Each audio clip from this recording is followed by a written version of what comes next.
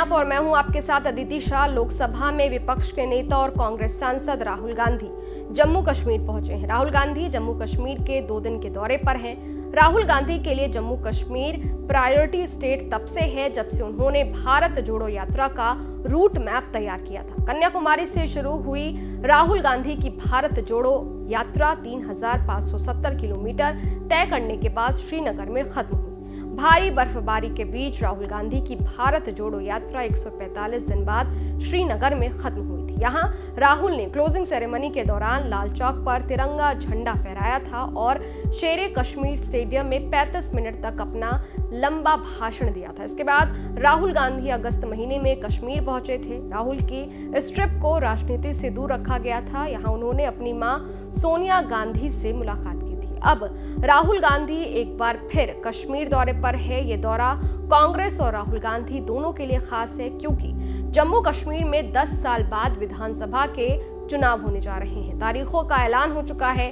3 चरणों में वोटिंग होगी। 4 अक्टूबर को नतीजे घोषित होंगे। ये चुनाव बीजेपी, कांग्रेस, पीडीपी, एनसीपी के लिए फिर से सत्ता पर काबिज होने का मौका है। इस मौके को कांग्रेस सांसद राहुल गांधी हाथ से नहीं जाने देना चाहते हैं। चुनाव का ऐलान होने के बाद ही वो एक्टिव मोड में आ गए हैं। लोगों का मूड जानने के लिए वो कश्मीर के दौरे पर हैं। खड़गे और राहुल ने 19 अगस्त को जम्मू कश्मीर, हरियाणा, महाराष्ट्र और झारखंड के महासचिवों, प्रभारियों और स्क्रीनिंग कमेटी के सदस्यों से मुलाकात की थी। सुखविंदर सिंह रंधावा को जम्मू कश्मीर इलेक्शन कमेटी का अध्यक्ष बनाया गया है। फुल होमवर्क के साथ राहुल गांधी इस बार कश्मीर पहुंचे हैं। राहुल का प्रयास घाटी में कांग्रेस को फिर से खड़ा करने का है, पार्टी को उस स्थिति में पहुंचाने का है जहां वो 1980 से पहले हुआ करती थी।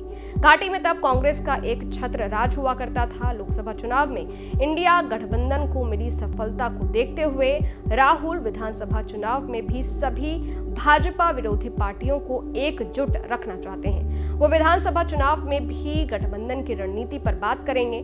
Congress party national conference NC और पीडीपी से गठबंधन बनाने की कोशिश में है। पार्टी ने कहा है कि गठबंधन बनाने का उद्देश्य बीजेपी को हराना है, इसलिए समान विचारधारा वाली पार्टियों को साथ आना होगा।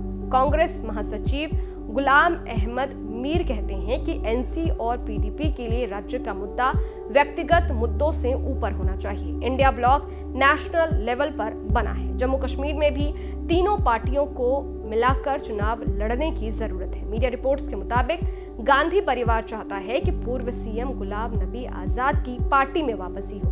गुलाम नबी के लिए कांग्रेस ने अपने तेवर नरम कर लिए हैं। गुलाम नबी के कांग्रेस छोड़ने के बाद जम्मू कश्मीर में पार्टी के पास कोई ऐसा चेहरा नहीं बचा है जो उसे अस्तित्व में वापस ला सके। इसके लिए सीनियर नेताओं को गुलाम नबी से बात करने के लिए कहा गया है, लेकिन गुलाम नबी इतरा रही हैं। गुलाम की पार्टी कांग्रेस के प्रस्ताव को ठुकरा रही है।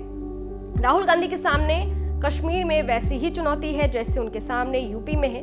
यूपी में भी कांग्रेस एक वक्त पर सबसे मजबूत पार्टी हुआ करती थी। सूबे में कांग्रेस के एक से बढ़कर एक नेता हुए। गोविंद वल्लभ पंत से लेकर सुचेता कृपलानी तक ने वहां की सत्ता संभाली, लेकिन 1989 के बाद यहां से कांग्रेस धीरे धीरे साफ होती गई। अब 35 साल से यहां की सत्ता पर काबिज होने की उम्मीद लगाई बैठी है। जम्मू कश्मीर में कांग्रेस के कमजोर होने की वजह उनके अपने ही नेता रहे हैं। पार्टी में अलग अलग दौर में गुटबाजी रही। एक खेमा दूसरे खेमे के चमकने से मुंह बिचका लेता था।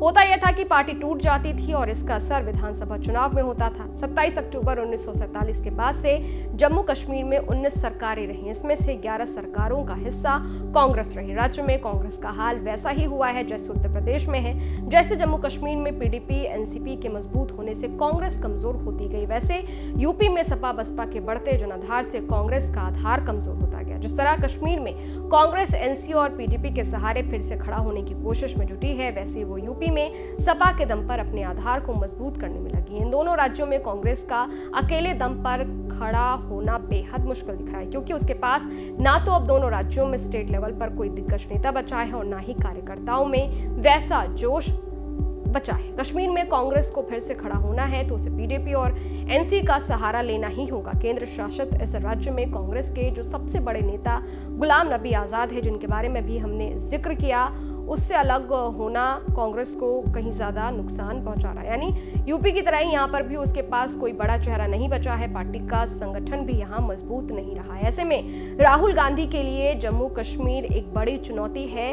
देखना यह दिलचस्प होगा कि इस विधानसभा में राहुल गांधी कितनी सीटें अपनी पार्टी को दिलवा पाते हैं, और ये जो चुनाव है उसके नतीजे आने के बाद ही ये साफ हो पाएगा। ये वीडियो आपको कैसा लगा? इस वीडियो पर आपकी क्या राय है? कमेंट बॉक्स में जरूर बताइएगा। देश और दुनिया की तमाम खबरों के लिए देखते रहिए न्यूज नेशन डिजिटल, मेरे यानी अदिति शाह के साथ। शुक्रिया। न्यूज नेशन अब व्हाट्सएप पर खबरों के ताजा अपडेट के लिए न्यूज नेशन के इस QR कोड को स्कैन करें।